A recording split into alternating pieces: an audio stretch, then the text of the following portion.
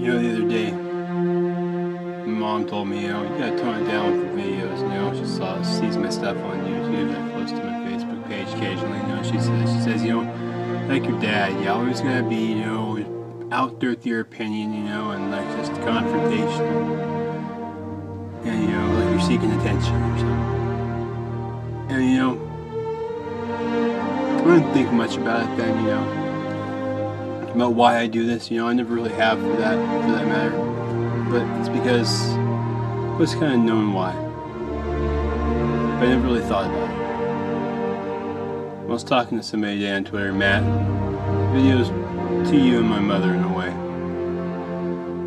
And we're going back and forth, and he says, he said some comment about how you're the greatest Republican on Twitter. And at first I wanted to be quick with him. Say, well, actually I'm a libertarian. I'm going to be smart-ass-ish about it, or be a smart-ass, and I stopped. And I thought, I don't want to be the greatest. I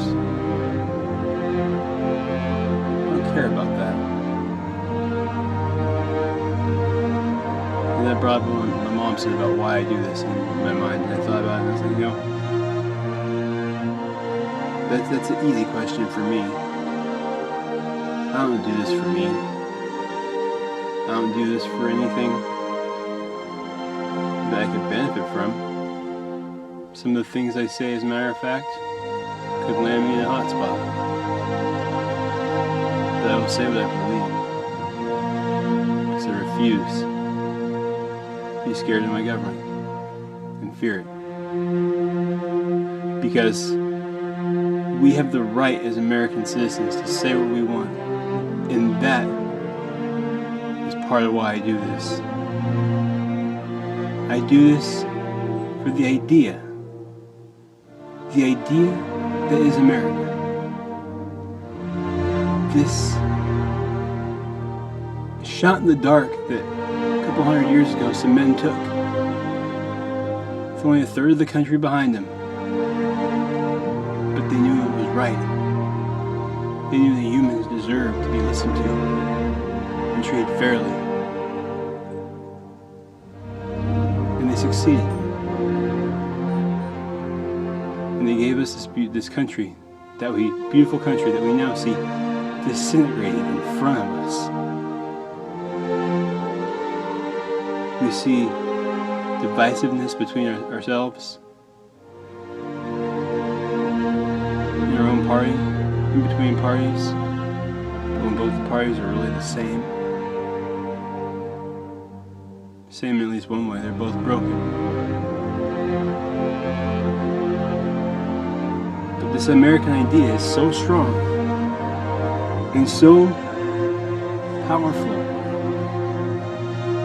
that it can overcome those things. I know it can because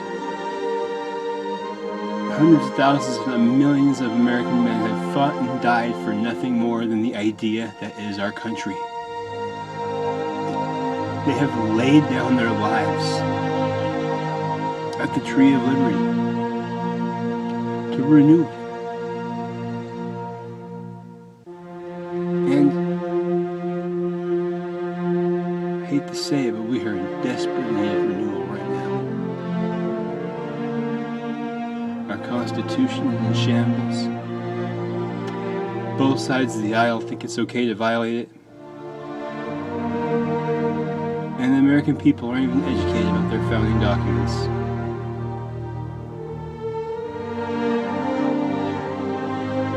But this idea that's America cannot perish. It cannot disappear from the face of the earth. We cannot let the greatest thing to happen to the freedom of man, this country, disappear into the darkness. Think of how many thousands of years it's been since the freedom was first hypothesized in the Greek city-states, before Christ even, when philosophers were talking about him. Think of how long it's been since the ideas that make us up and our founding fathers read were first talked about. 2,000 plus years of philosophy, of intelligence and debate that they read all the way back there to Rome, to the French Revolution, to Voltaire, to Rousseau, to Montesquieu, to Locke on natural rights. That makes us up. The thing you have to think about is that all those years, all those things had to be said for all those years before this idea could come to be. 2,000 plus years, the idea of freedom had been in the oven before it was ready to be cooked. It was still a 1 in 3 chance. If we let this idea, this 1 in 3 chance that has turned into something so great that we are now destroying, if we let it keep going the way it's going and disappear, how long before it rises up again? And what will its chances be then? For our own future and our ancestors, our generations to come, our family, you know, for their sake, we have to make sure that this lasts. So that this country doesn't become a totalitarian state and we're going to exist in the darkness that is oppression.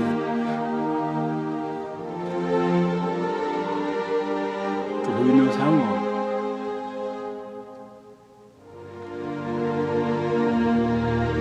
I refuse to divide this country. I refuse to buy in to the tactics of wanting to blame old problems and bring them back for today and rehash them anew. Matt, you talk about Indian genocide, and the guy I'm talking to, Matt, he talks about Indian genocide. No, what's so great about our country? Indian genocide and slavery? No, those are despicable things. Our founding fathers wish they could have taken care of slavery when they founded this country, but they knew the country was already so fragile that might not let it happen. Slavery being put in from the very beginning might have destroyed the whole process, and this country might have never came to be. And they said that, and they talked about that. And the Indians being the genocide against the Indians, that's a black mark on our history. But I didn't do it, and you didn't do it. And neither of us would, I don't think. I wouldn't, I don't think you would either. So why don't we move forward from that?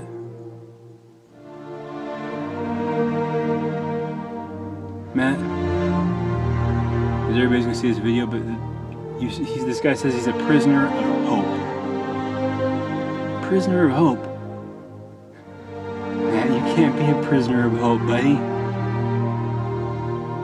Hope doesn't hold you back. You can't chain yourself to hope.